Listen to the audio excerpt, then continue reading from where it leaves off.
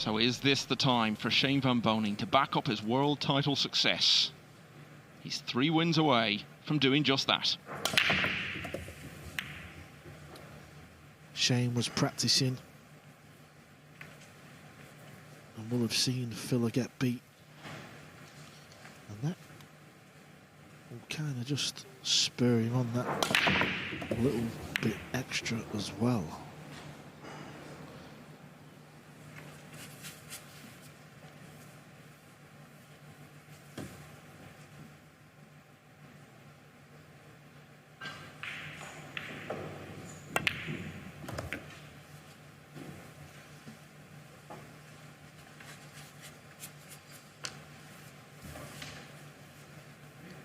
And it was a good break off to start this match, something that he's been struggling with all week.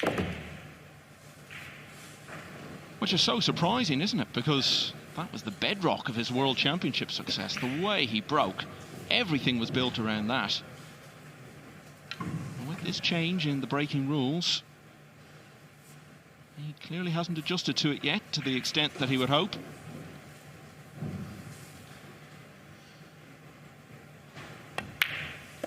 Yeah, everything else about his game has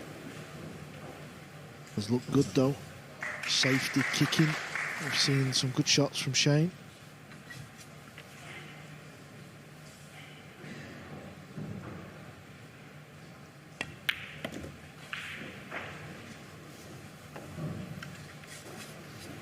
You may have seen earlier, it was far from straightforward against Sanjin Pelovanovic. Well below his best, not for the first time this week.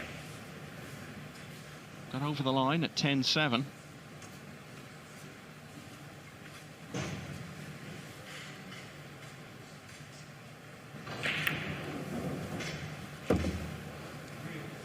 So quite a few close run things throughout the week here in Fulda, but then it was exactly the same, wasn't it, at Milton Keynes during the World Championship? UK Open, in contrast, he coasted through the early rounds, only had one test of any note at all against Skylar Woodward, and then got blown away in the semis by FSR.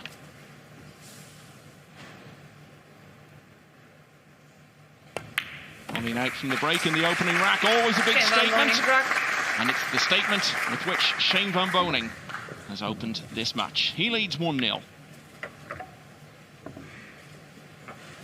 So let's have a look at how he got here. Very straightforward early on. Only dropped 1 rack in total in his first couple of matches. Snegotsky really had a great chance to beat him, but from 7-all, Van Boening managed to pull away for a 9-7 win. Sebastian Stab actually gave him a much bigger scare than 9-5 would suggest. Again, it was a late flurry that saw SVB through. And then Wojciech Szewczyk and Sanjin Pelovanovic both gave him a few moments for concern.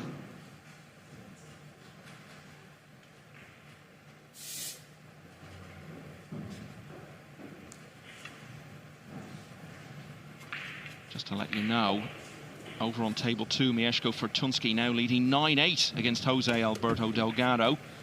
Winner of that plays the winner of this.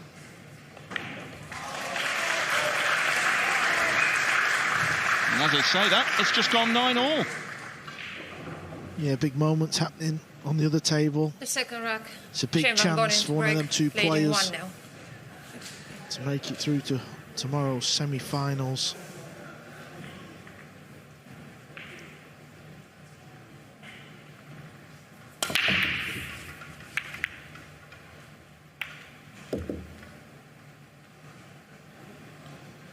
Well, he's made the ball. He's made the 8-ball in the corner. No shot on the 1, though.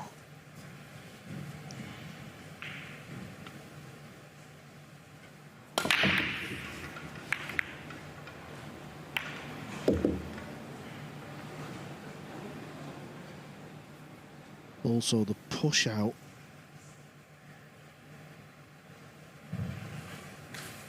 Is a little awkward. He doesn't want to roll that into a position where he leaves a piece of the 1 ball just because of where that 7 is. That may leave a Karen from push the 1 out to goal. the 7.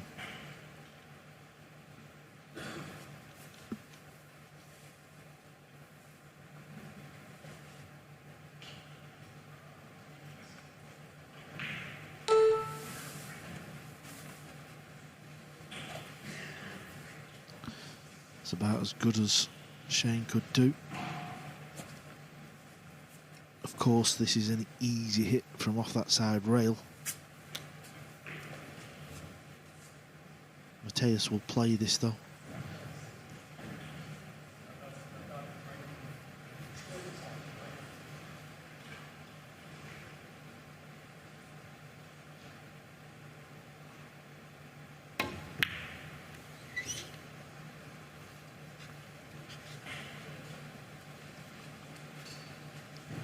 It's not a good shot. It was an easy kick save at this level.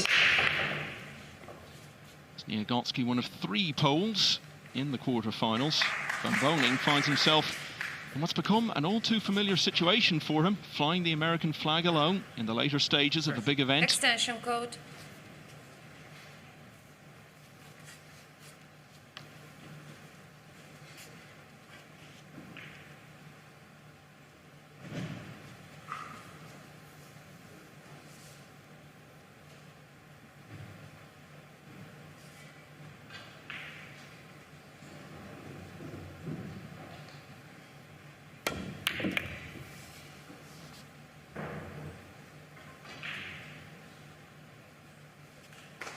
That will work out nice. Good shot.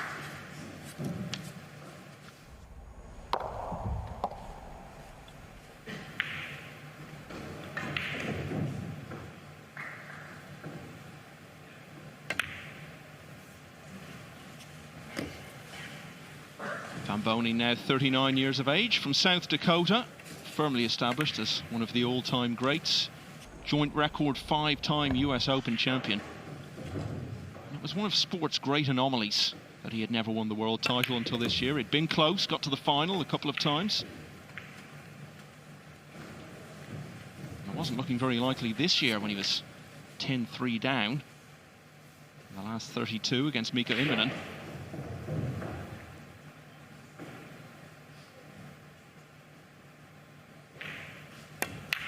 Turned that one around with 8 racks in a row, and there was a sense of destiny after that. Close battles with Ko Pin-Yi, Chang Young-Lin. Alex Kazakis pushed him fairly hard in the semi-finals. But in that world final, he just showed an unshakable determination that this was his time. He just got better and better as it went on. Beat the defending champion, Albin Ocean, by a very unexpected margin, really, of 13-6 in the end.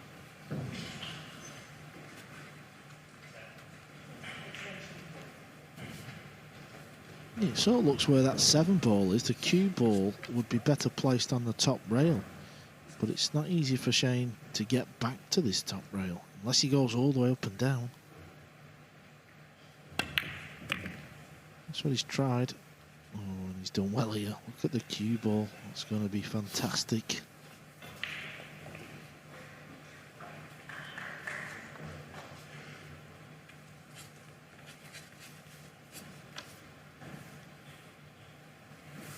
Now he can just spin it down that one rail, float down towards the 9.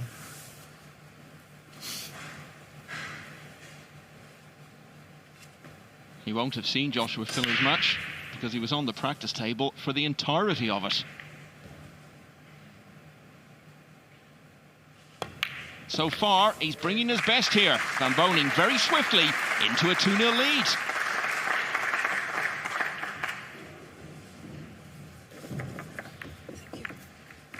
As we head for that close finish on table 2, let's look in again. And this young man from Spain, who's rapidly emerging into the talking point of the tournament. He's a couple of balls away from getting first to the hill.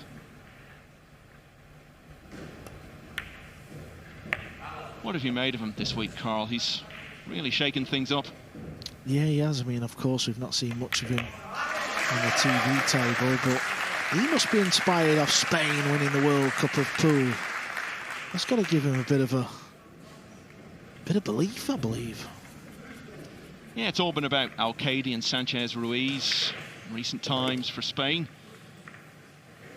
But we have noted over the last year or two another wave coming up behind them. And he's at the forefront of it right now. What a moment it could be in his career.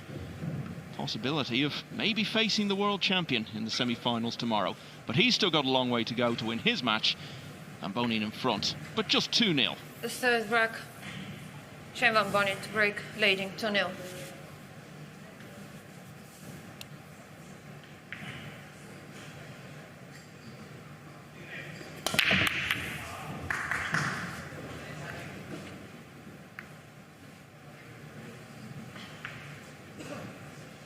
Dry break again. Yeah, most of the crowd will have been in to watch Joshua Filler. I'm sure they'll be back in a moment. They've just gone out for a refreshment.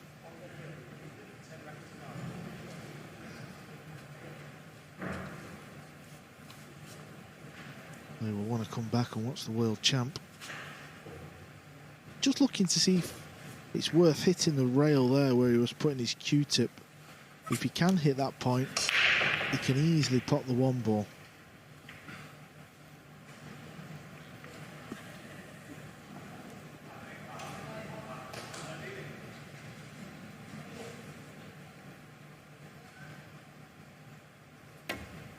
Jose Alberto Delgado, he broke dry in that very next rack, so Fortunski's at the table.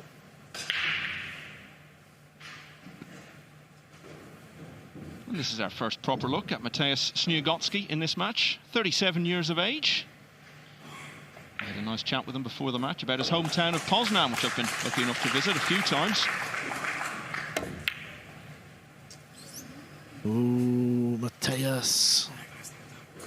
Well, that is a horrible, horrible sign.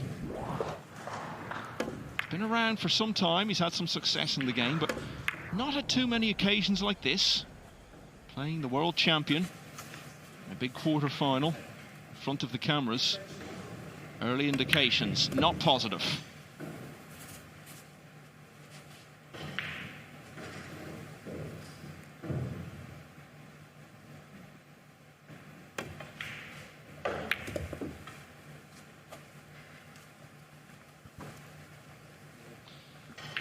Keep an eye on events over on the other table. Mieszko Fortunski looking to level this. It's such a big weekend for him because we've been talking for a while about the prospect of him winning one of these really big events. He's got to look at it and see some of the players have gone out in his half of the draw and think, this could be my time. Yeah, with Matchroom Pool staging more of these events, these big open events, you know, we see Shane, we see Joshua Filler, Albin Ocean, you know, picking up the silverware. But it's nice to see one of these players who we've spoke about early on in the year, Michael. We've talked about Fortunski, Mario He. Can they break through and win one of these big majors? Mario He has been not quite the forgotten man, but something similar to it. I think reflected in the fact that he lost his place in the Austrian team.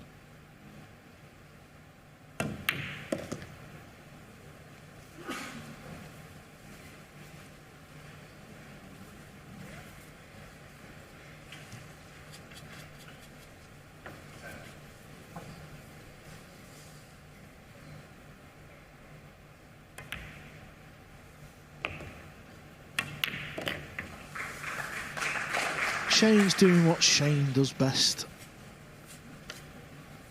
Punishing his opponent with ease. Fortunski's sweating now. Trying to tie this match up for a final rack thriller. Well, Van Boening will have taken note of that unexpected miss from Snegotsky. And have sensed that bit of weakness.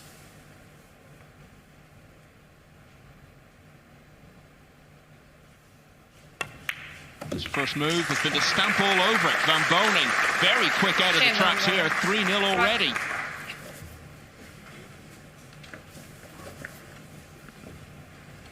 And Fortunski has done the job here. It's a hill finish in that quarter-final. Everything going on here on Saturday night in Fulda.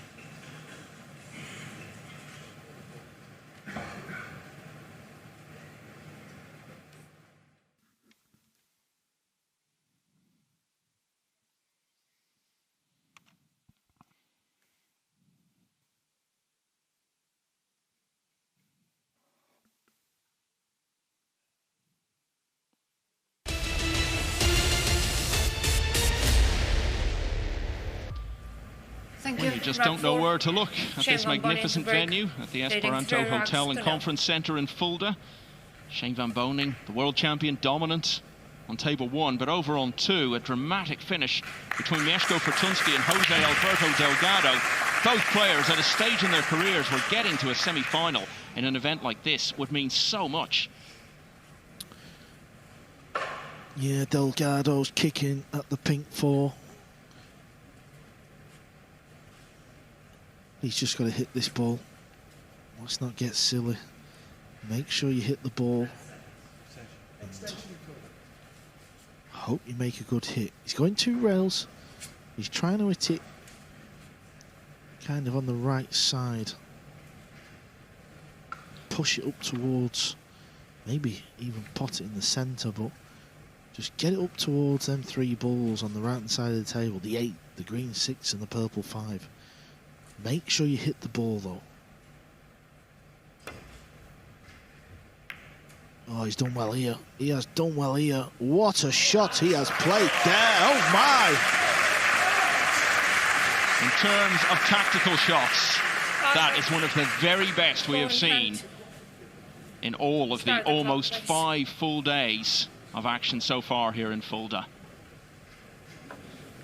Just to keep you posted on table 1, Van Boening broke dry for the 2nd rack in a row. Snegotsky came to the table but has scratched. It's been an awful start for the pole there. What can this pole do on table 2? Oh, he's done well as well. That's very easy to hit. Station code. And stick the pot on.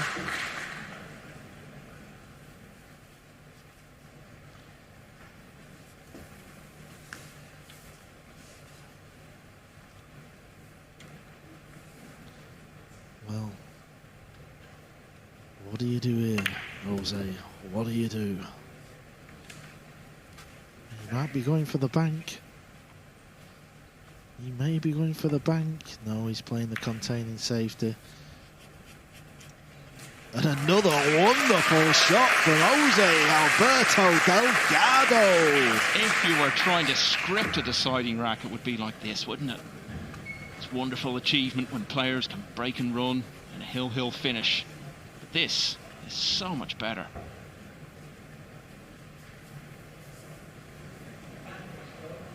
Shane Van Boning's at the table. We'll just let Shane be Shane for a moment while we focus on this final rack. He's made a good hit, but he's going to leave a pot. But at least he's left a pot on the 50-yard line. At least he's playing this into a blind pocket. Oh, he's down quick. Now he's back up.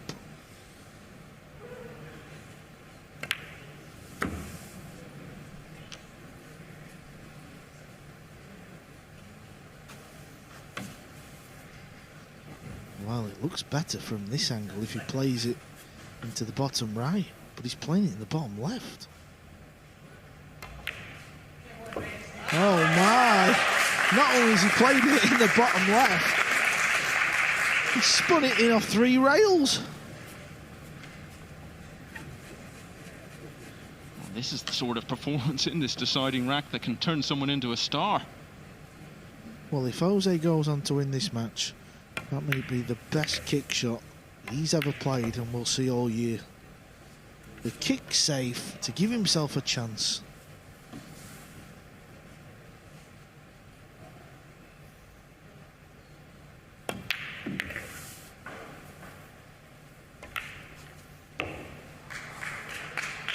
That's good enough as well. He can just float this ball in.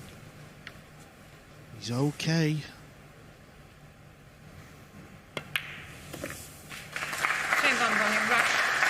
Van Boening, 4-0 in front now, capitalising to the full on Snegotsky's scratch. But these are huge moments in the life of this young man.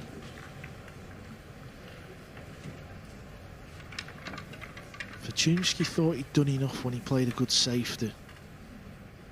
He's just got to pot the 8 here, he can't get close to the 9. And he has done.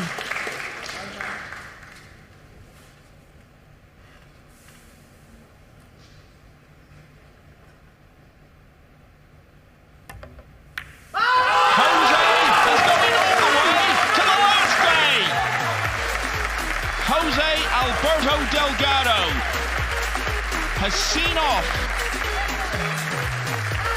Mieszko Fortunski in a final rack, dripping with tension and wonderful play. It's already been a great summer for Spain in the world of pool. It could get even better tomorrow. And there you see Francisco Sanchez Ruiz of that World Cup winning team. It's first over to him there to congratulate him. There's the other member of that team, David O'Cady. They're all so thrilled for him. Shane van Boening break, leading 4 racks to 0. And as it looks at the moment, he's likely to face the world champion tomorrow.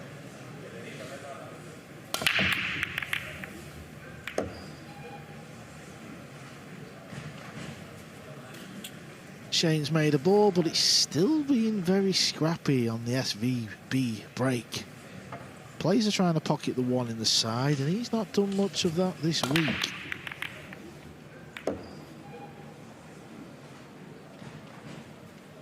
Well, we saw him at the Premier League in Milton Keynes at the start of the year, and I think that was where we first saw the unbelievable breaking, which, as I say, he built his World Championship success around, and he clearly put a huge amount of work into it. But the change in rules this week, it's like he's had to go and relearn it.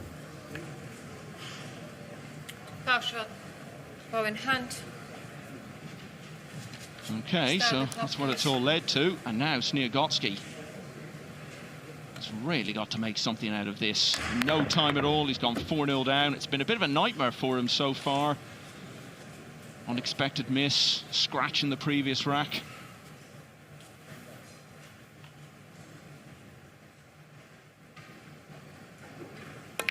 Shane didn't have to play the jump shot there. He could have played a push. 4-0 up. Maybe he's thinking I'm feeling good. Hindsight is a wonderful thing.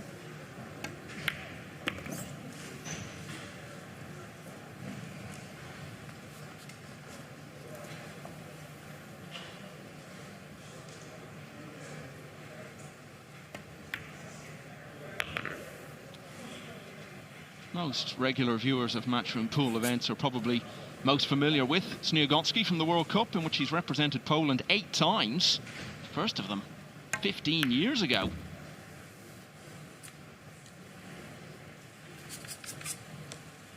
Furthest he's ever been with the Polish team was all the way back in 2009, partnering Radoslav Babica.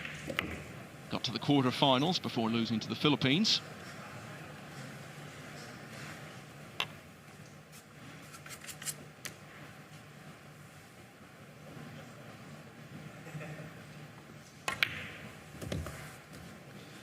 Well, he needed something like this, Carl. Yeah, and you just felt he needed a little bit of help, and that is what he got.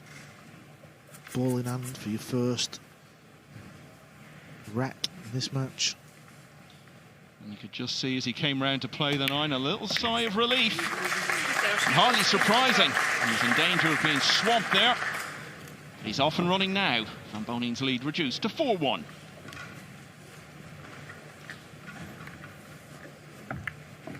You can see Albin Ocean, the man who Shane van Boning beat in that world final earlier this year, just limbering up over on the other table to play Konrad Yasushin.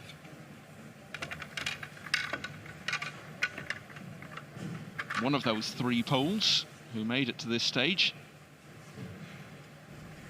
And they're just lagging for break there at the moment. The Poles have been a real story of this tournament. There were 9 of them in the last 64 single elimination stage. 6 of those got through to the last 32. And 4 were still in it this morning. Maximum they could have had in the quarters was 3 because 2 of them were playing each other. They're just waiting for that one massive star to break through though, aren't they?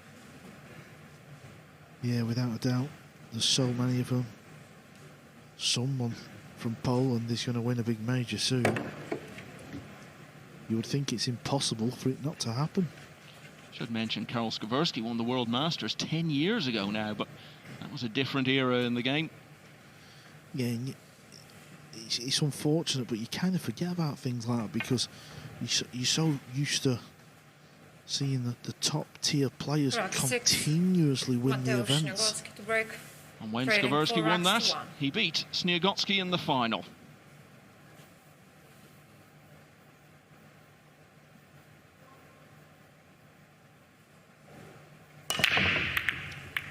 First look at his break.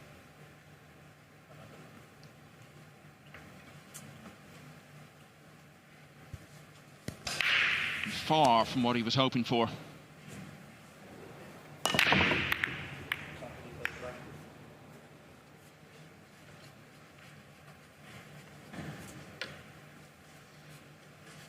Can Shane get past this 2-ball? 2-ball only really goes in the 2 centre pockets and the top right pocket.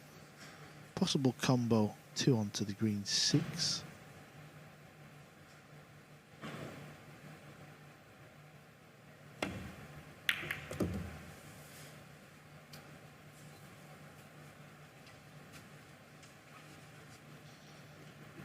That's not ideal.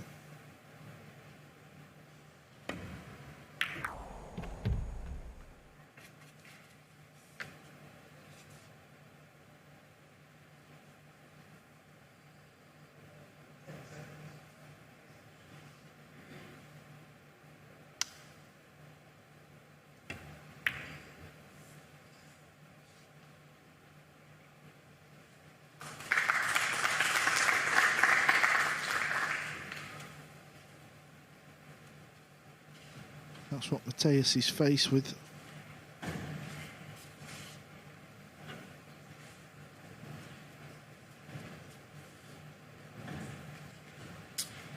It's easily Snegotsky's best Extension run in an code. event like this in 2022. Didn't make single elimination stage of either the World Championship or the UK Open. Probably his best tournament so far this year. Prior to this, getting to the quarterfinals of the Las Vegas Open in March, where he was beaten by Lucius Yap.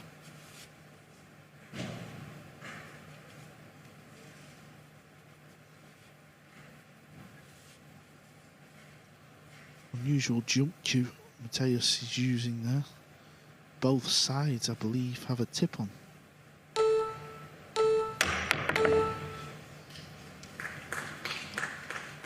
He's played what we call a dart jump shot. What would be the point of that, to have a tip at both ends?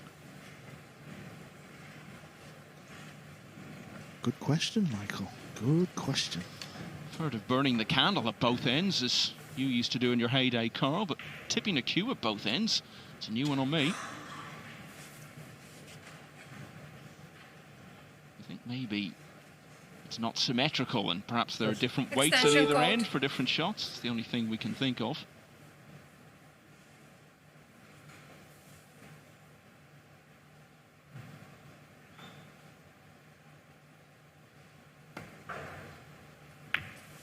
Trying to use the 6-ball again, which he has done. Actually, it's a better shot this time. The balls have landed in a very similar position, I believe. Cue balls, no chance of jumping over that 6 now. So he's going to have to go a different route.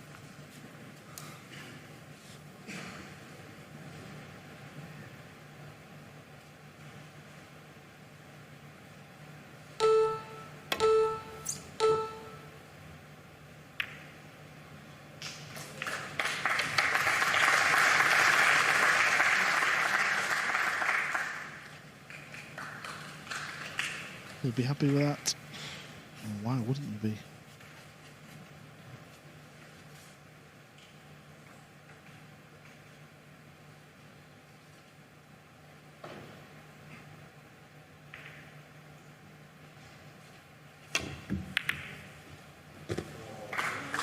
Won't be so happy now. But can Van Boening get through to pot the 3?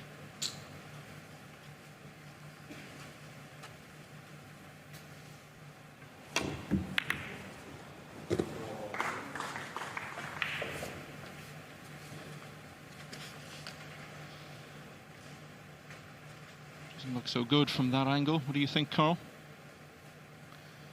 No, I do believe he's got to play a safety shot. And this looks good. Looks very good. It's been a feature of this week with the new breaking rules. The tactical side of the game has become much more important. Shane knows he's left an easy jump shot. That's why he looked a little bit miffed as he walked back to his chair.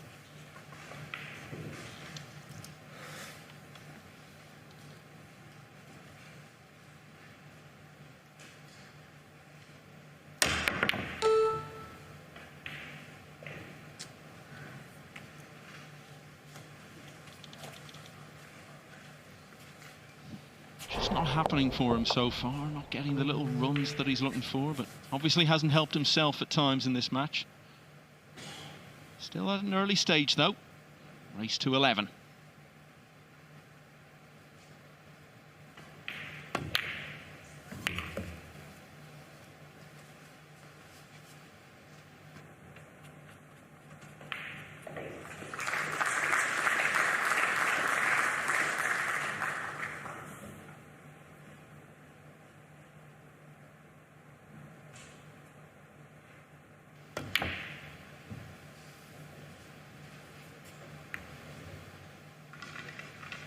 Well, he won't be happy with that, but where it's finished, he knows he's got away with that. The 4-ball doesn't pass, there's no combo. This is very tricky. He's just looking at, can he hit it into the rail at that direction where his cue's pointing? 4-ball will come off the rail and hopefully hit the 5 into that corner pocket.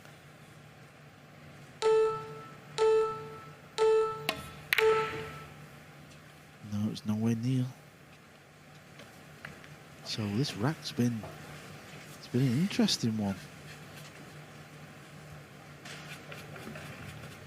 Kind of just get the impression it's more important for Sniegocki. Oh, without a doubt. 5-1 behind against Van Boening. Tough position to be in. But he's getting let off time and time again here. Yeah, he's definitely throwing the boat out, isn't he? Oh, that's VB. That jump shot before, then another go at a bank. That wasn't easy, that bank shot.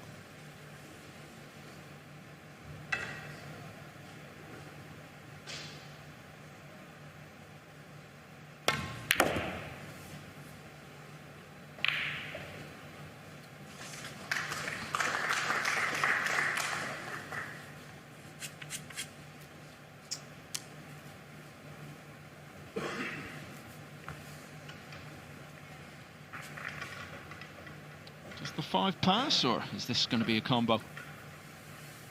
He's looking at playing it off the 9. He's playing it into the 9, into this corner. And maybe 9 in the side, maybe 9 in the side, yes! Mateusz Sniegocki was 4-0 down in this match. Shane Van Boening has led him back into it. His deficit has now been halved. It's 4-2.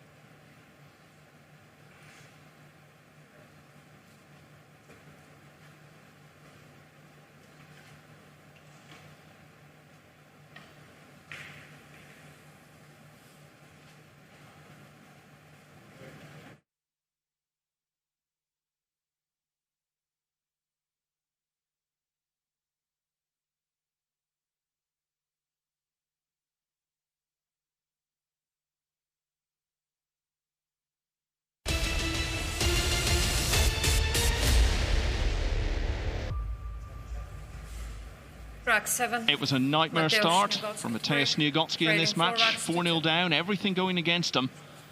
But with a bit of fortune, perhaps, and that 9 into the side at the end of rack 6. He's closed from 4-0 down to 4-2 against the world champ. Look at that cue ball. I hope we've got a slow-mo of that bouncing down the rail.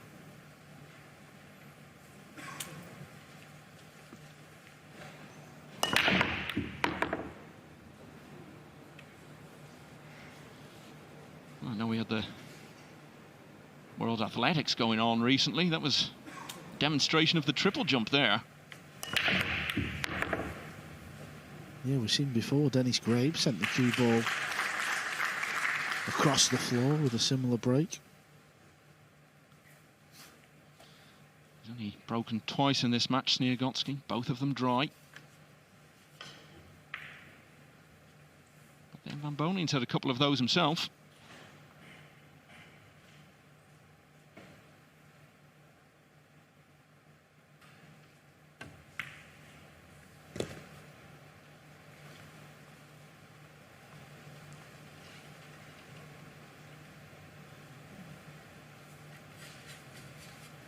Talking about Snegotsky's World Cup record. Wasn't involved this year. Van Boning was, though, and it was one of America's better performances in partnership with Skylar Woodward. Only the 5th time in the 15 editions there have been of the World Cup that they made it to the semi-finals. Eventually beaten by Singapore. Van Boning was part of USA's only ever World Cup win back in 2008 with Rodney Morris.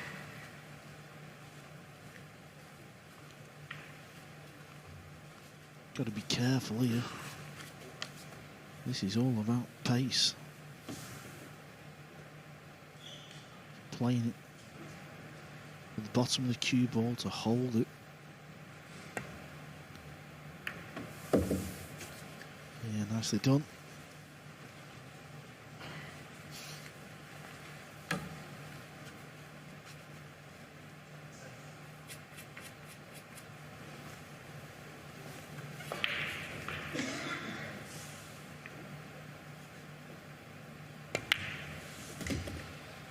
Focus of the man is just something to behold, but it seems to come so easily to him because he just lives for the game. He can never get enough of it. He's an all-rounder. Once won the US Open 8-ball, 9-ball and 10-ball, all in the 1 year.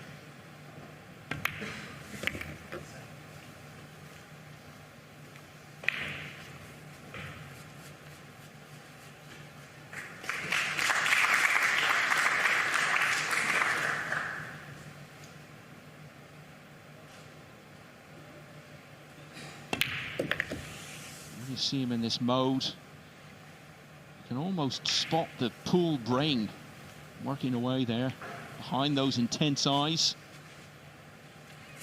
All the calculations based on the experience of endless racks of practice and competition.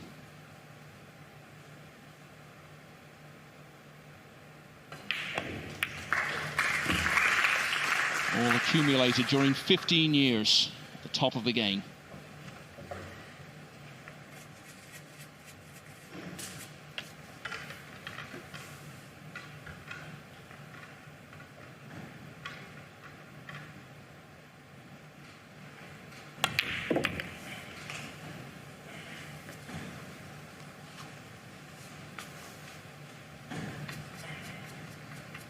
Dry break in the last rack. Didn't cost Snegotsky in the end. Extension code. But it doesn't look like he's going to get away with doing it this time.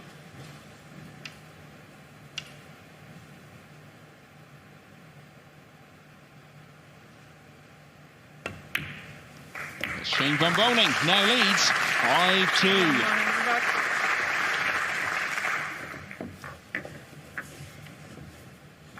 So, 2 quarterfinals completed, 2 in progress. This one, and over on 2, Albin Ocean, who was denied a record-equalling 3rd world title by SVB in Milton Keynes back in April, leading 2-1 against Konrad Usushin. There is Ocean. Real battle earlier against Dennis Grabber.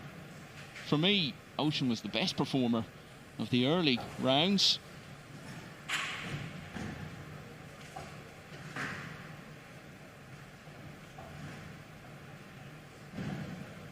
Another very intense individual. Away from the table, Ocean is a really friendly guy. All business when he's out there. Builds his whole life around pool as well. And he's very committed to fitness and diet and all the things that go into the makeup of a modern professional player.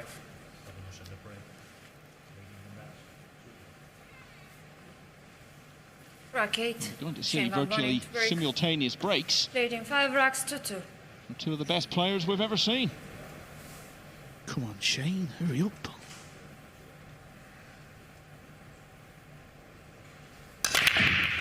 Oh my, that was simultaneous. That is incredible. Have you ever seen anything like that? Only when I've watched synchronized swimming in the Olympics. That was fantastic.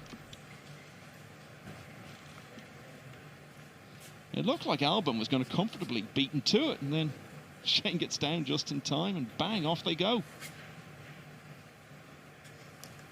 Watch this game long enough, you see everything eventually. What's the chances of that? Where?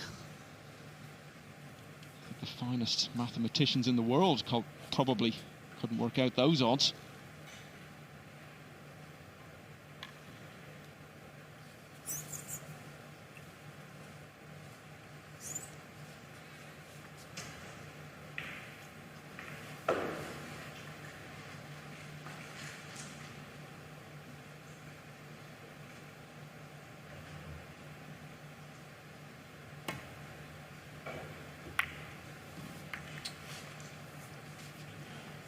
He's left the pot.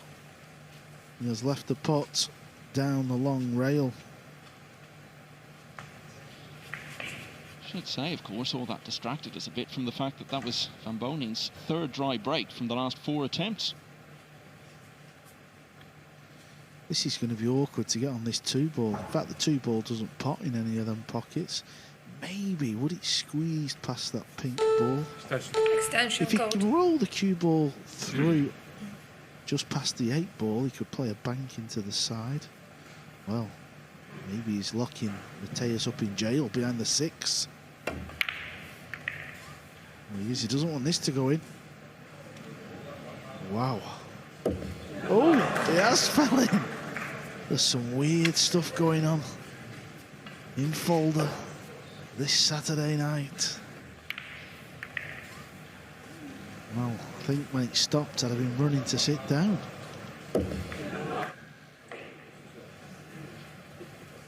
Like one of those instances where a golfer leaves a putt on the lip and is standing there just waiting to see if it's going to topple over.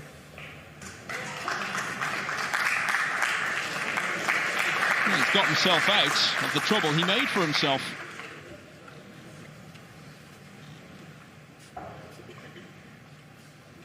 Yeah, Shane will be fuming with the safety shot that he played. That was the trap that he set, intending it for Snegotsky.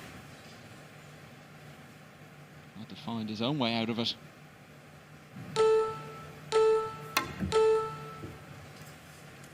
Foul shot.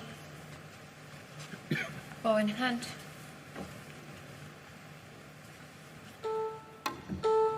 Won't be happy with that one, Mateusz. He should be hitting that 2-ball from there. It's just a simple 1-rail escape. So Van Boning's had the dry break, the misjudged safety where the 1 dropped in. And still at the end of it all, he's been presented with an ideal chance to restore that 4-rack advantage he had earlier.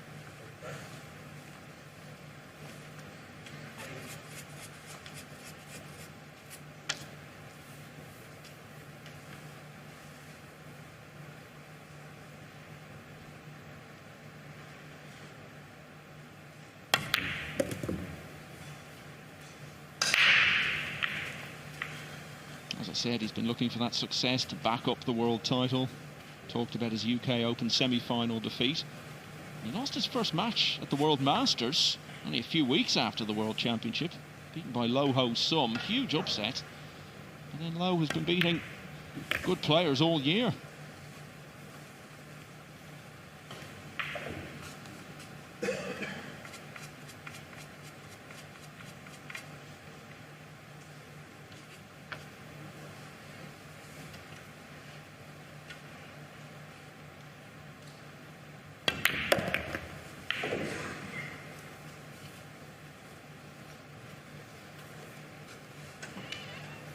Now that he's got that world title under his belt, Carl, where do you think we're placing Van Boening in the pantheon of all-time greats? Well, I believe by the time his career comes to an end, he will be the greatest.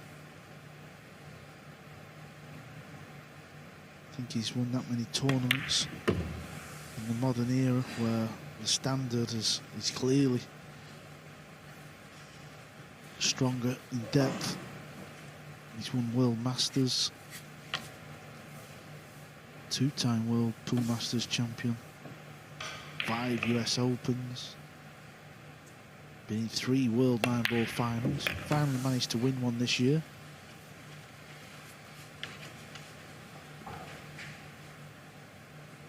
He's re-established his firm hold on this match. Shane Van Boening, 4 clear again, indeed, at 6-2.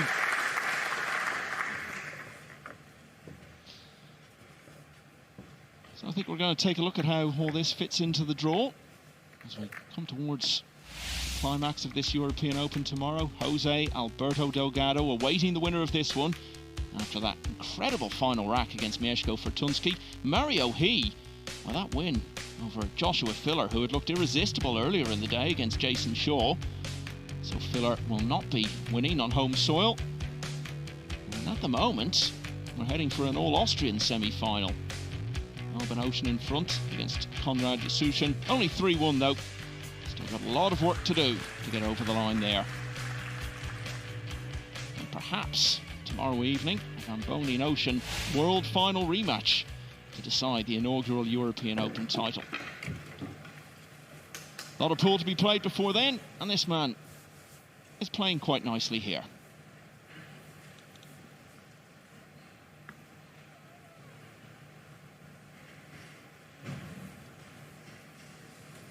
Rack 9, Shane Van Boening to break, leading 6 racks to 2.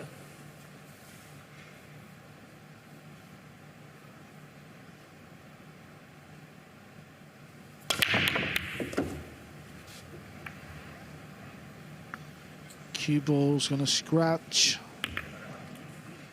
Power shot. Bow in hand. Start the clock, please. Again, it's another match where, even though he's got a good lead, the break is not his friend.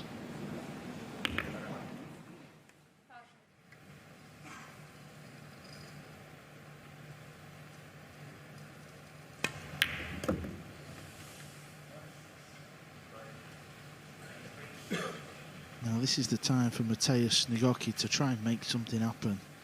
Clear the table, try and get a break and run, try and get back into this match before it's too late.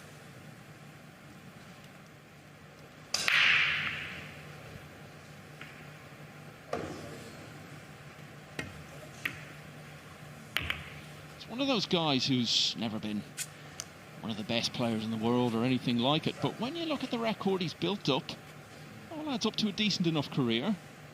The Euro Tour, his primary domain. He's won 3 titles there. You have to be a pretty good player to win 1, but if you can win 3, shows you've got real pedigree. First of them was in Sarajevo almost a decade ago. And in Portugal in 2015. And Albania the year after that in the capital Tirana, where he beat no less a figure than Joshua Filler in the final. Filler obviously so young, still a teenager then. He'd already made a bit of a reputation for himself. So to have won 3 of those, got to be a quality player. You can see there, technically very sound.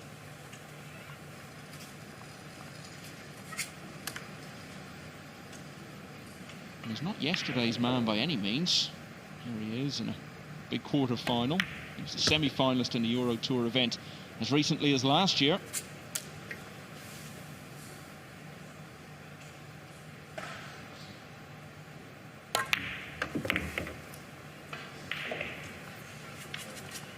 And here he is, still in touch with the world champion.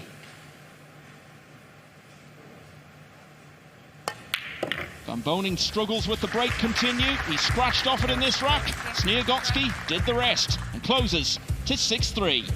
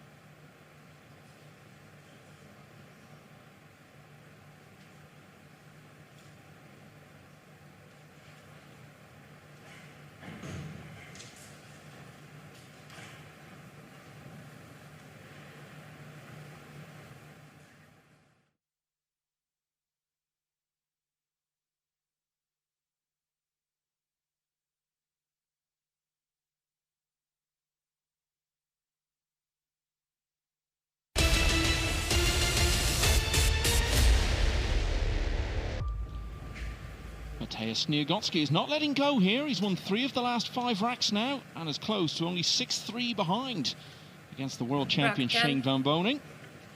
Mateusz Sniegocki started off very well, picking off Snegotsky's mistakes, looking very fluent. It's all turned around a bit. The break has been a struggle for both of these players in this match. Yeah, well, that's Snegotsky's 3rd break and the first time he's potted anything off it. And how well has this turned out? Absolutely sweet.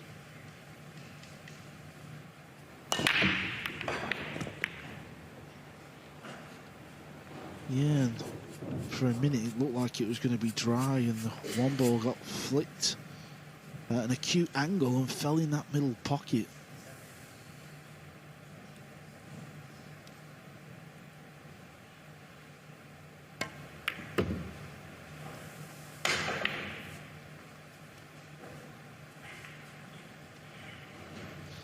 This is the inaugural European Open. There is a long-established event called the European Pool Championships. It's a sort of mini Olympics of European pool, might be a way to describe it. And Snegotsky has been a gold medalist in that in 10-ball, almost a decade ago now.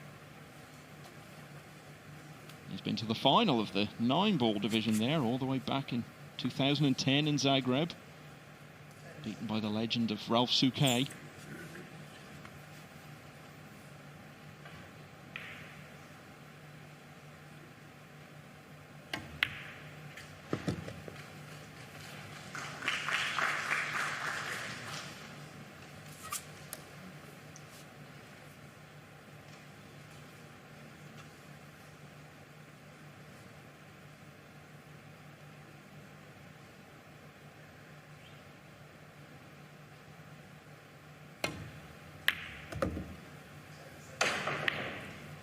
Is the cue ball a little pacey? Has it held up, or has he overrun it? I think he's overrun it. I don't think he can pot this 6. Looks a bit better from that angle.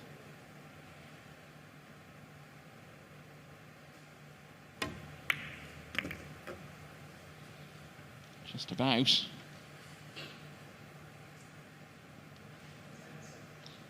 This is going to be the first break and run we've seen since Van Boening did it in the opening rack, if he can get the job finished.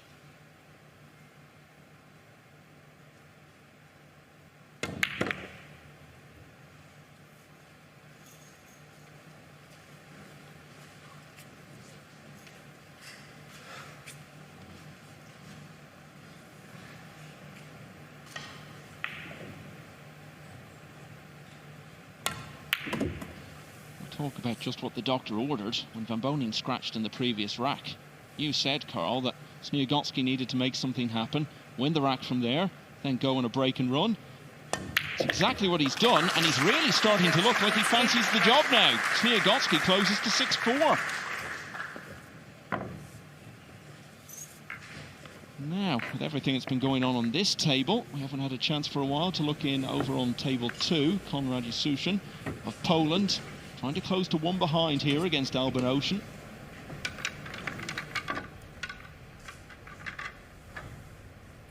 Konrad's another talented player from Poland. Yeah, just as he's proved there. Carl, what have you done to him?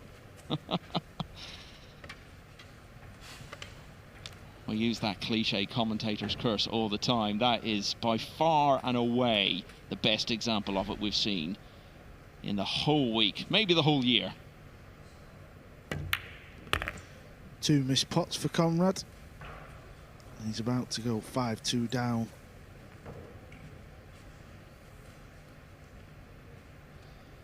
Things have gone a bit quiet for Ocean since he almost retained his world title in April. As I say, he's played really, really well at times this week. Very close finish earlier. Dennis Graber's scratch at a key moment, letting Ocean in. He won that one, and that's why he's still here tonight and on the brink of a 5-2 lead.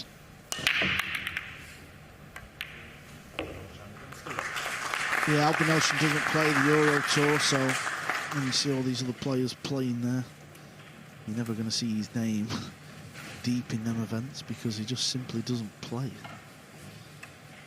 Why is that, Carl? Is that just to focus on the big events and ensure his preparation for those is as good as it can possibly be? Does he just want to spend his time at home with his family? Yeah, I think there's a few things. I think he can be on the road too much. You know, he's got a young daughter, so he wants to spend as much time as possible, and he does well in the big majors, so his ranking's high up, and he probably just isn't really a fan of them. There's not a great deal of money to be earned on the Euro Tour. So he could be there for 5 or 6 days and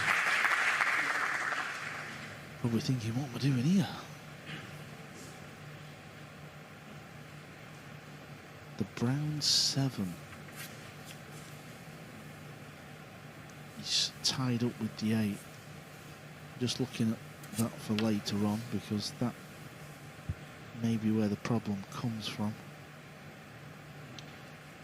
That was a good shot.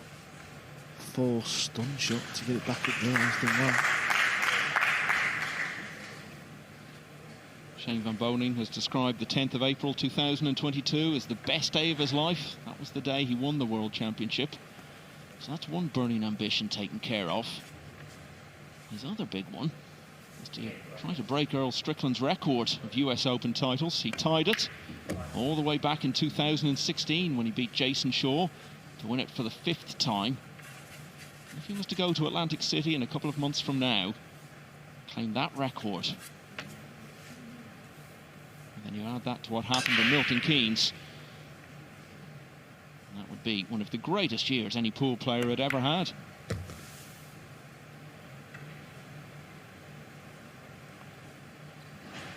Now Shane, what does he do here? Does he, after potting this purple 5, he's got 3 options. He either pots the 6 and leaves shape for a hook on the 7. I think that's what he's going to play. He could float up towards the top rail, play a bank. I think he's looking at leaving it in a similar line to where the cue ball is now. Send the 7 round the table and stop the white in behind the 8 ball.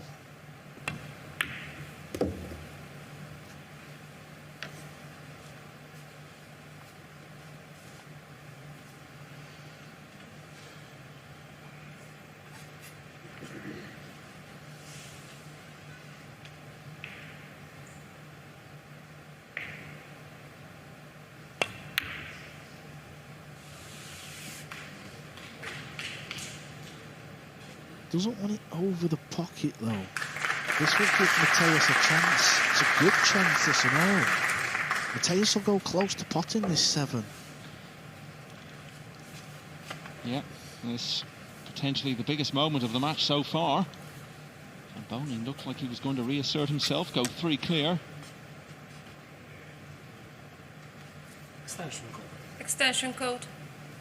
If Shane could have kept the 7 anywhere in the middle of the table, this is a tougher hit. He's got to play it with right hand side because the natural angle's not quite there. He's got to go close to potting this, he really has.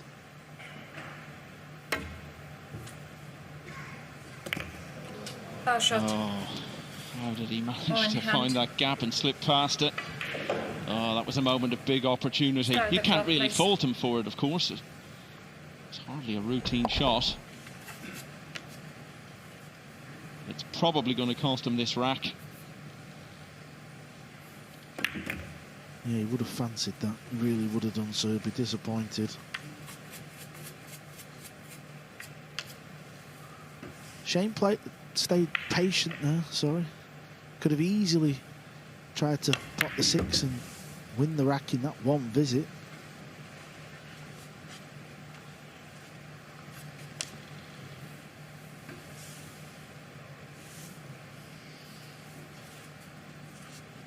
Extension code.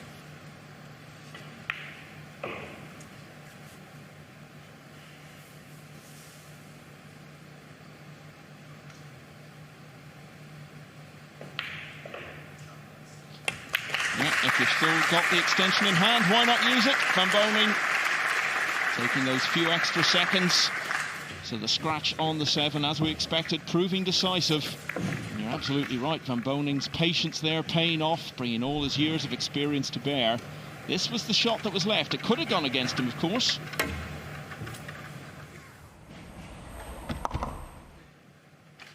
That 7 goes in. It's probably an entirely different match with only a single rack in it. Now it's 7-4. Van Boening perhaps just getting his first glimpse of the semi-finals. Alban Ocean is more than halfway to reaching the last 4 himself. It's now 6-2 in his match against Konrad Yasusin. We had synchronized braking a little while ago. Synchronized racking going on here from Marcel Eckhart in his home country of Germany. And Bulgaria's Desislava Bojalova here on table 1.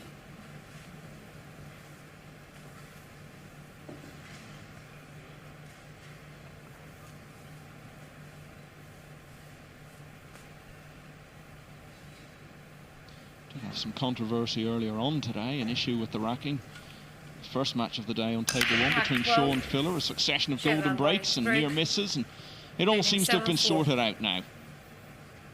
7-4 to the champion of the world.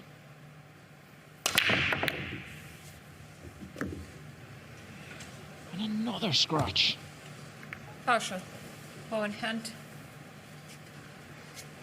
Start the clock, please. So his last 6 breaks, he's had 2 scratches and 3 dry breaks. Can you spot something, Carl? Something he should be doing differently? difficult to say now we've got rid of the template, because the template gives you a consistent rack. This table all day has been breaking a little bit funny. The only thing I would say is SVB is known for breaking from the middle of the table and parking the cue ball very well. He's known for doing that, but he's not really tried that. He gets the balls moving quicker and sort of the break's harder for him. He breaks it harder than anyone else in the world. I'm surprised he's not tried that. If he does get through, we might have to leave the lights on in the arena overnight, because he'll probably want to practice that till it's time to go play the semi-final. But his progression to the last four has been thrown into increasing doubt here. This is a great chance for Snegotsky to get back to only 2 behind. Once again, from 4-0 down, he closed to 4-2. Later, he closed to 6-4. At some point, of course, just getting back to 2 behind isn't going to be good enough anymore. Didn't really go in clean, that did it, but it did go in. Extension code.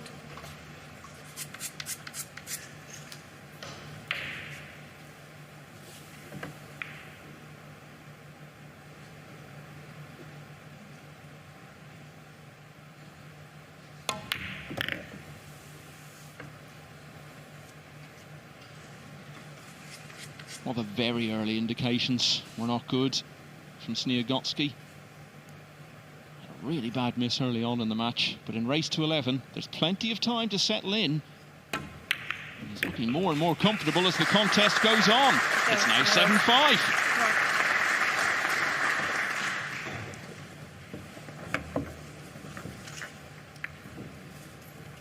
So, Van Boening still a big challenge to overcome here. Could be heading for his 3rd really close finish in a row. Different story at the moment, over on 2. Playing for the right to face Mario He, who, in case you haven't heard, had a sensational win over Joshua Filler earlier this evening, 11 racks to 5. The Austrians, such a unit on the tour. Ocean, Mario He, Max Lechner. 2 of them could be facing each other.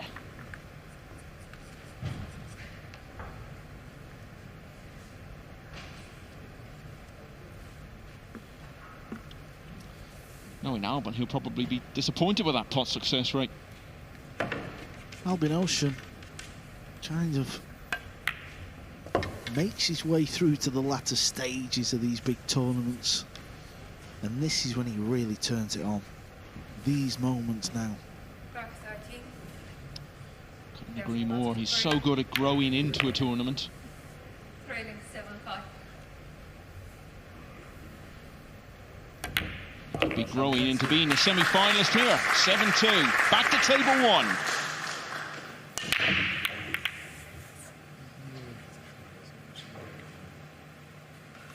Is the 8 going to make it? It isn't. That seemed to lack a bit of pace as well. Maybe not the strongest of breakers. Breaks in this match are drier than the weather we've been having all over Europe for the last few weeks.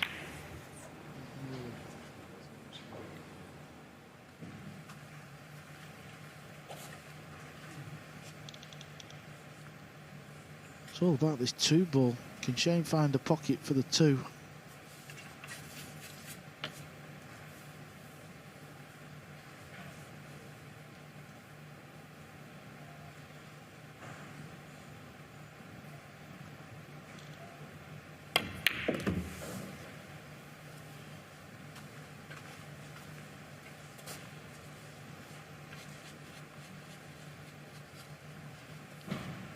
Do you think he's got in mind here? Well, it looks like he's going to pot it into the bottom left.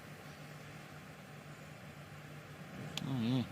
From the overhead angle, wasn't so sure it went. Yeah, just room to get past the 4.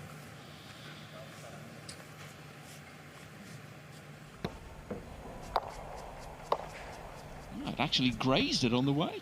Yeah, I thought that. It just brushed the pink four, didn't it? Incredible. I wonder if Shane knew that. Or I wonder if Shane thinks he potted it clean. Extension code.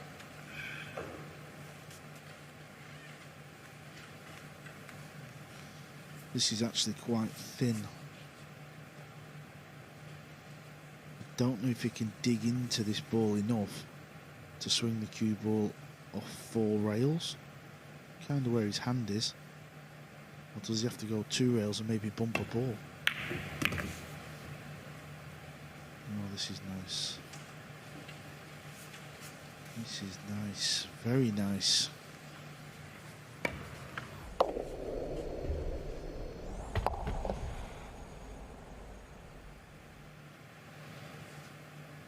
It's not been one of his all-time great performances so far, but I think what you'd say about it is he's doing enough. Yeah, he's doing what you've got to do. Sometimes a pool match doesn't go your way. You have to grind it out, fight for every ball. He said when he won the World Championships, he felt sometimes you're playing tournaments and you forget how to grind because you're playing that many. You can see he's fighting hard here.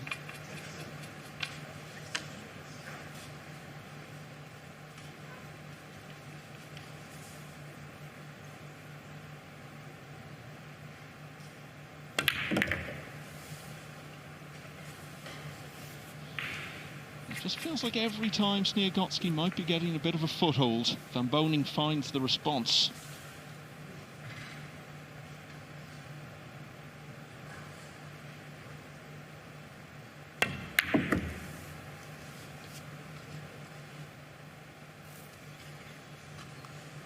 Snegotsky needs to make something special happen.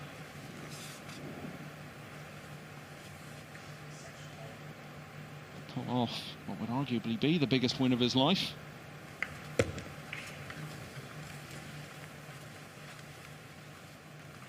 Once again, it's a story of a rack that started with a dry break. Question then is, will it be punished? And in this instance, the answer is yes. And that's why Shane Van Boening is now 3 racks away from victory. He leads Mateusz Sniegocki 8-5.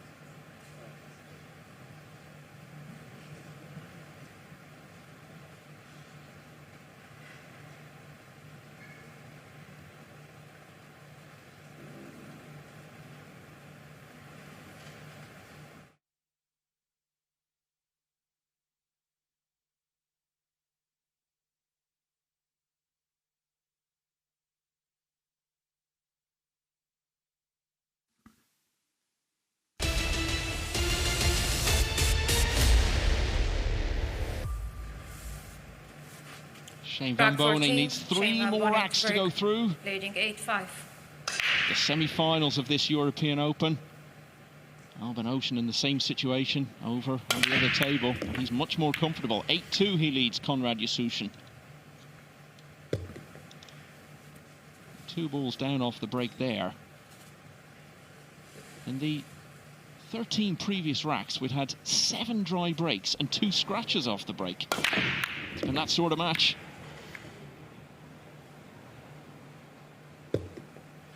Yes, and these balls are sat nicely, aren't they? 8-5 up at the table with a good split.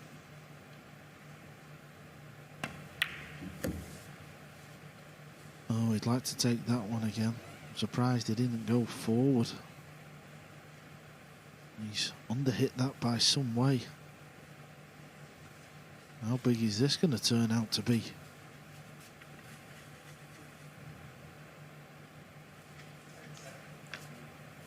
Regroup. And still cut this ball in.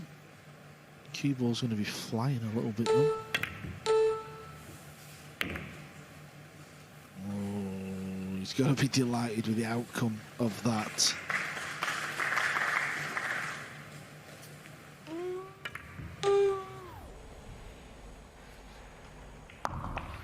One thing which was such a feature of his run to the world title back in April, he always seemed to find another gear right at the end of matches. And he needed to, because so many of them were so close. As I said against Ocean, that one wasn't close, but he did just seem to grow in strength and belief as it went on. And he needs to bring that to bear here. Not been vintage Van Boening.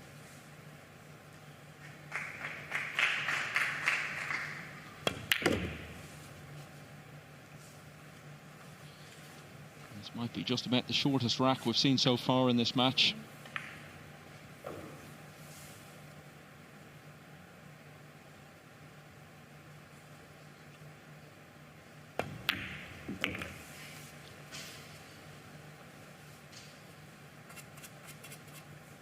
Raced away into a 4-0 lead.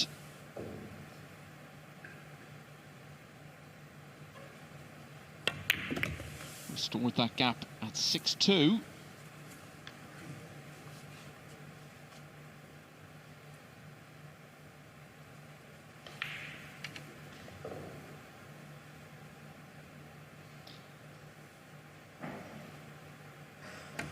And now for the 3rd time in this quarter-final, Van Boening is 4 clear.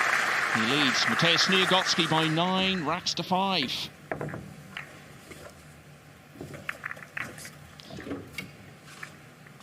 Konrad Yasusin, we've not seen much of him. Feels like every time we go over there, Albin Ocean is adding another rack to his tally.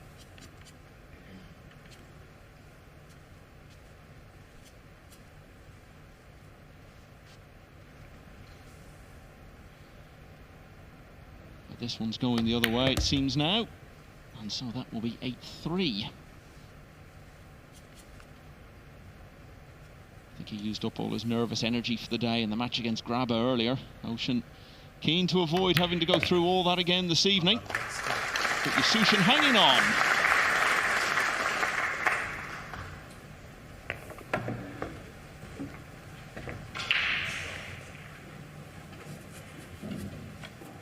If Shane and Albin go on to win tonight and win the semi-finals, will be a repeat Rack 15. of the world final. Leading 9 racks to 5.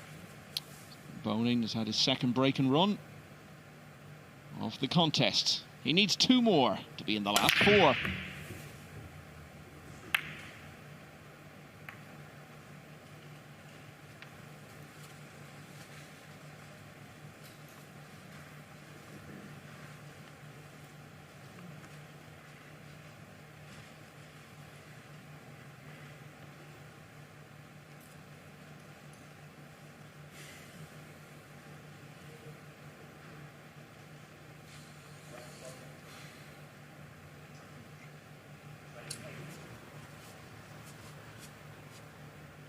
Snegotsky very quick out of his chair, not so quick to figure this out.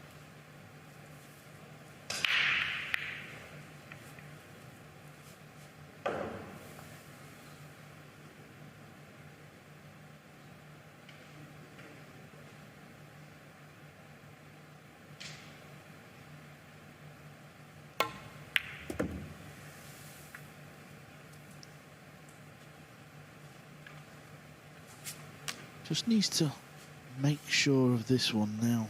It's got a bit of an angle. Once he gets on the 3 ball.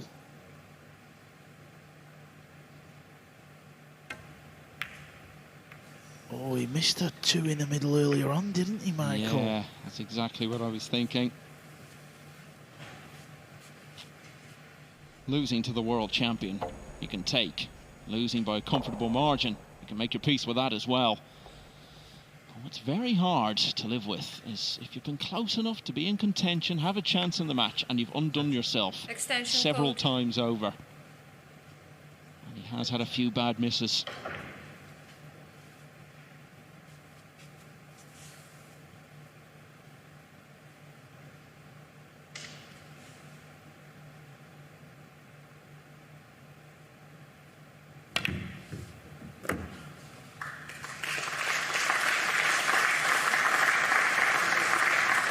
That was a great shot. That was a lot thinner than you believe. It really was. You could see with the cue ball, how many times did it go across? 4 times? He's so good at those acute angles. If it's technically and mathematically possible to pot a ball, he will back himself for it every time.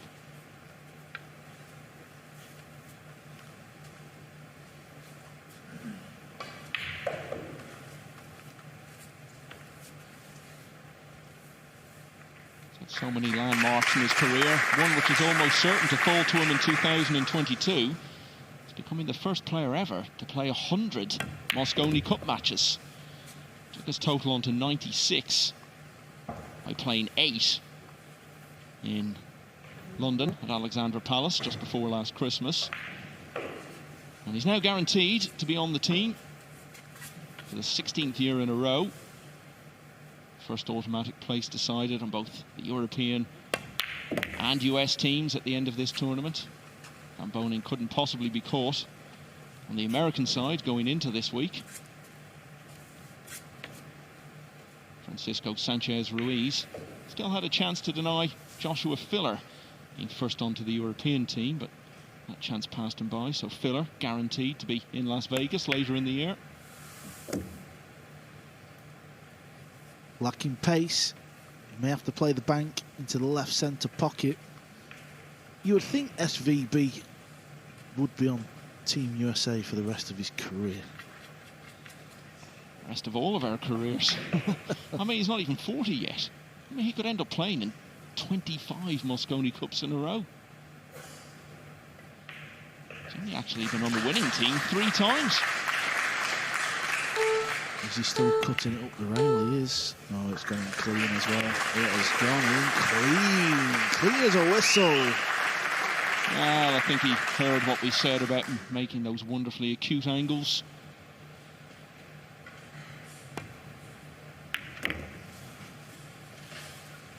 Snegotsky has put up reasonable resistance in this match since that pretty nightmarish start he has.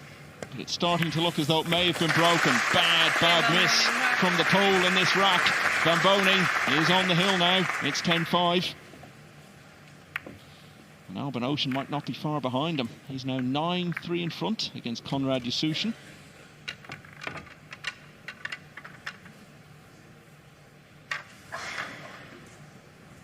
And he's sitting there looking very satisfied. Had a good day's work. Totally different contest earlier today, as I said. Here's the miss again. Hope Snegotsky isn't looking up at the screens. He won't want to see that ever again for the rest of his life.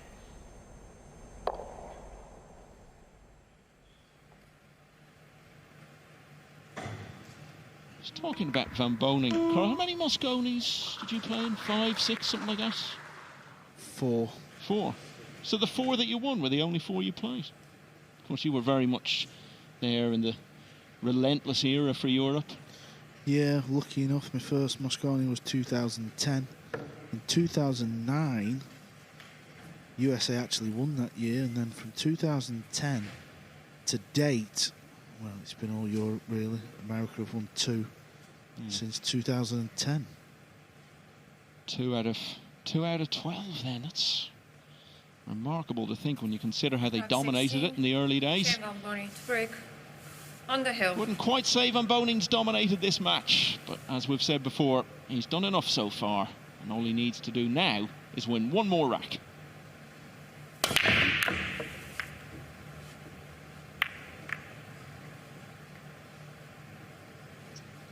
Somehow, the ball didn't go in. And he gave him a good old whack.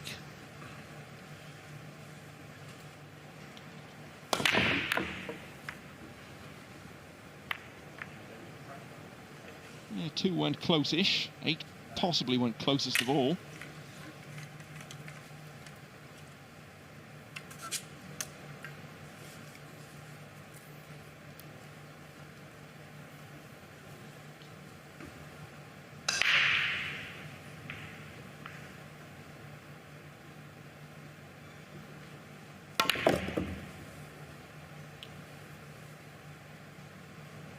Oh, well, that could have been the end of the contest for him. Would have been an appropriate way for his night to end, given everything we've seen. Sorry, Michael. Yeah, the 2 and the 8 is a dead combo in the side, so that's what makes it worse. Extension code.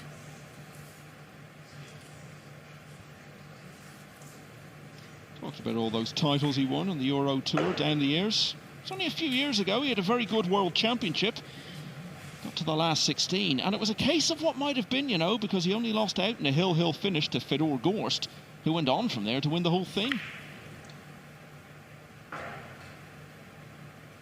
Also won the Kremlin Cup in the past. You make a good point there, Michael. So many players, you know, you get to the last 16, the quarterfinals of a big tournament. And when you actually look back at results, you think, well, they lost to the winner, Hill. You just get forgot about. That's why we've got you, Michael. You can remind us. I'm here to remind you of everything, Carl. Probably still be doing it when Van Boening plays that 25th Mosconi Cup.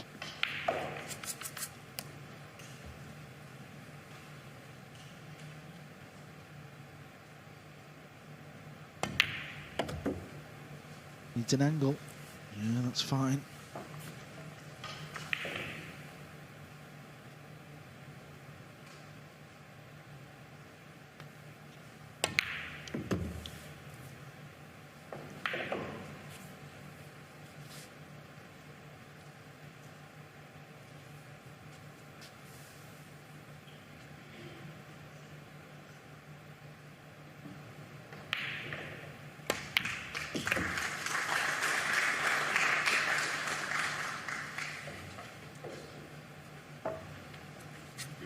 One Polish player has already pushed SVB hard in this tournament.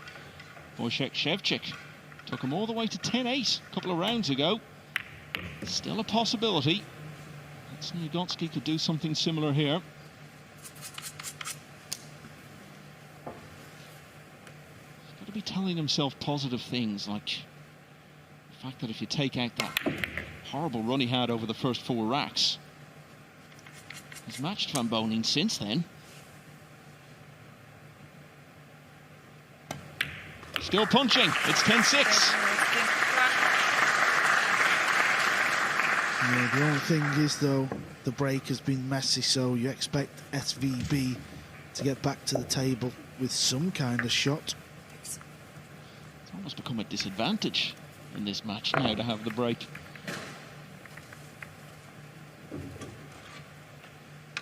But no question he'll go and work on it, and may even have a chat to Jeremy Jones. I know they had a lot of conversations during that run to the world title, and JJ gave him some good advice along the way. Sometimes it's just nice to have a sounding board with someone who you know has been there and has got the experience. Jeremy, a former US Open champion and world runner-up himself.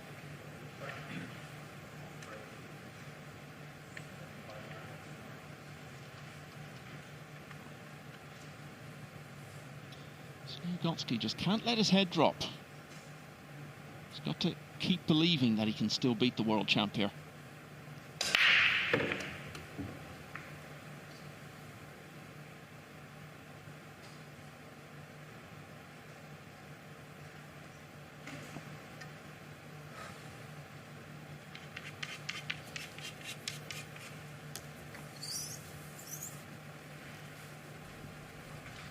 Looking on table 2, Konrad Usugen. Rack 17. Trying to stage a bit of a comeback here, Mateusz looking to get back to Sniegocki, 9-5. Trailing 6 racks to 10.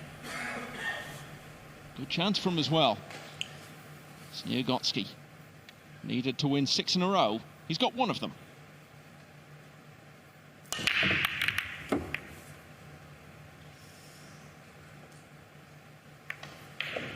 Well, he's going to have to come with a beauty here.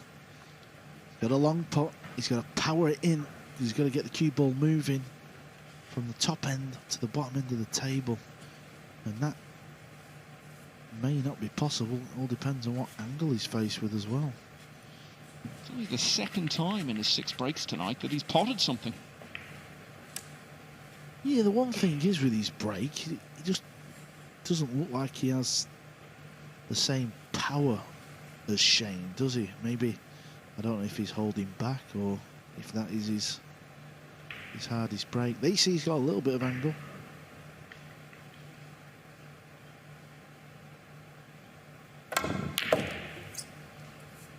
Well, I'll tell you what, he's done well there. What a shot!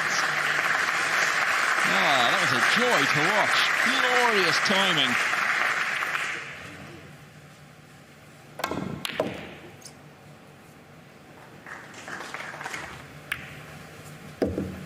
What a great feeling it is when you hit a shot like that. And despite what you're going to say next, Carl Boys, I've done it once or twice in my life. I was actually going to say it's like smoking a 300-yard driver down the middle of the fairway.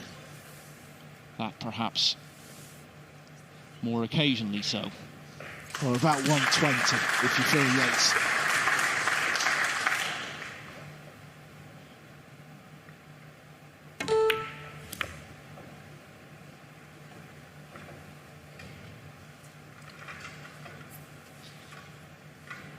With all the little mini comebacks he's had in this match, Snegotsky, he's never really got close enough to put Van Boening under serious pressure, i.e. getting back to 1 behind. But with Van Boening on the hill, even if he could get back to, say, 2 behind, he's going to make Van Boening think about it a bit.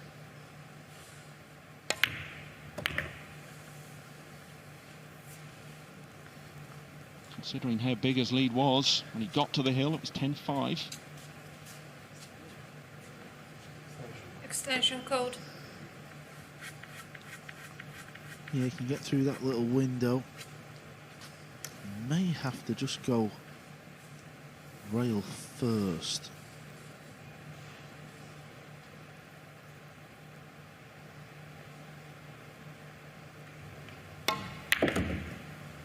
Yeah, I believe he did. This will work out okay. As long as he gets past that 9-ball. Ooh, maybe he can just see enough of the cue ball where he's not hampered too much. Anywhere but there. Maybe he'll be okay, as you say. No, I think he's all right.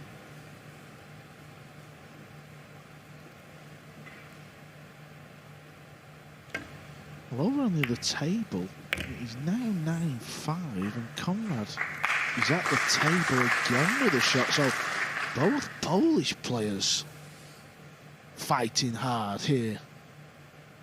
3 of them got to the quarterfinals. 1 has already gone.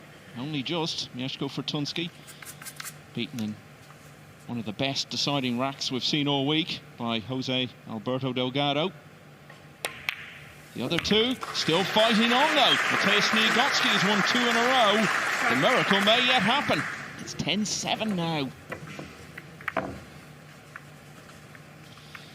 So let's see what's going on over on 2. Yeah, this is what he's faced with, a little thin one. Doesn't want to hit the 4, and he has done. That's a mistake.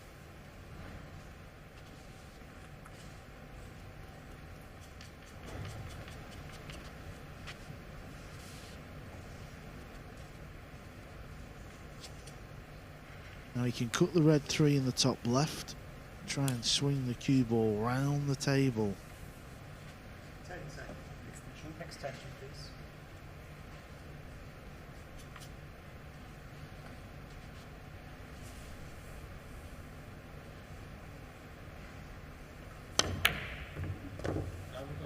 He's got it. He needs to keep rolling though. He's not going to get the position he wanted.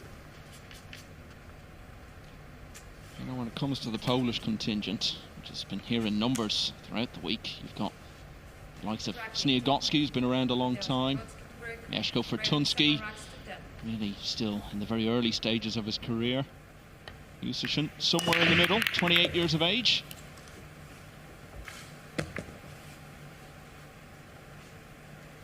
Ooh, it's turned out nicely for Snegotsky.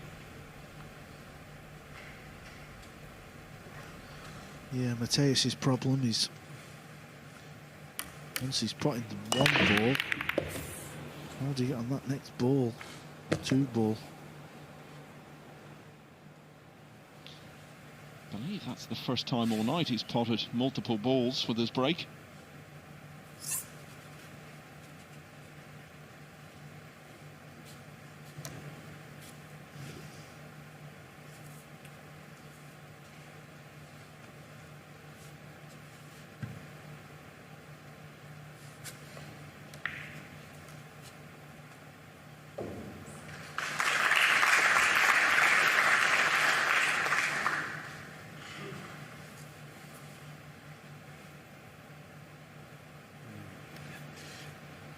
Extension code.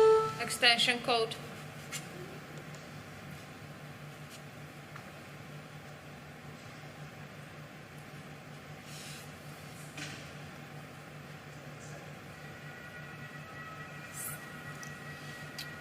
I think there's some sort of siren going off outside. I don't know if that's why he's getting back up from the table. He's not got long left.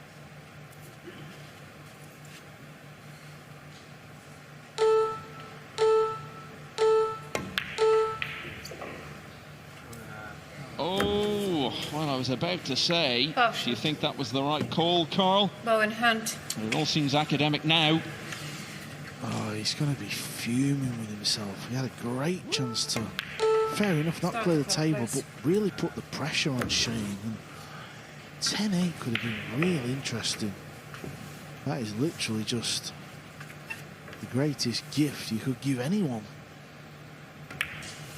One of those where, in time, he'll look back and say, if he does lose it here, well, I pushed the world champion to 11-7, but it's going to take a couple of days for him to feel like that. I think in the immediate aftermath, it's all going to be about the disappointment of the mistakes, the unforced errors, the moments where he hasn't helped himself. As we see Ocean there, depositing another rack over on the other table.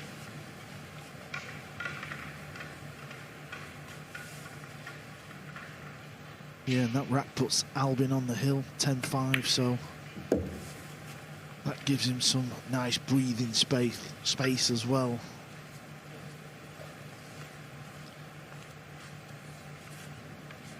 If he does go through, it looks as though he'll be the last man into the semis, because Shane van Boening is set to beat him there by a few minutes. Started off so well, led 4-0.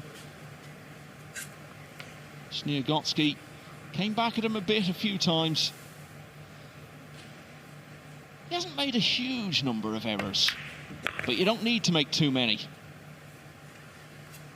to end up on the wrong end against an opponent of this quality.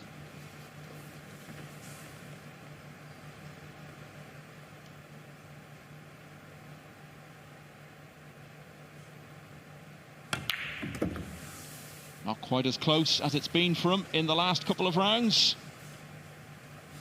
It's still been quite a workout for Shane van Boening. Job done though. The world champion will be sticking around for the final day in Fulda. He's beaten Mateusz Sniegocki by 11 racks to 7, and he will now face Jose Alberto Delgado, the 28-year-old from the Canary Islands, in the semi-finals of the European Open.